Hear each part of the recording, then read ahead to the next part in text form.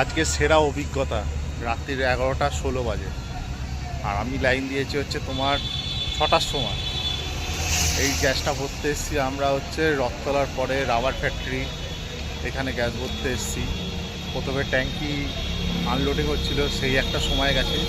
তারপর প্রচণ্ড বৃষ্টি, যার জন্য গ্যাস দেওয়া বন্ধ। এখন চালু করেছে রাত্রির 11টা 16। এতগুলো গাড়ি, লম্বা গাড়ি। তো এই গাড়ি এখনও বাকি আছে লাইন, এখনও যেতে যেতে মোটামুটি 12টা বেজে যাবে। পুরো ভিজে গেছি, ভিজে স্নান। আজ জীবনে এই গ্যাসের কত অভিজ্ঞতা দেখা বাকি আছে। এ তো সবে শুরু। কবে যে এই যে সমস্যা মিলবে, আমাদের অত সমস্যা মিলবে।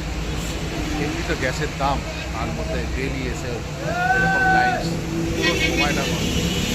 মানুষ কাজ করবে কখন আর গ্যাস ভরবে।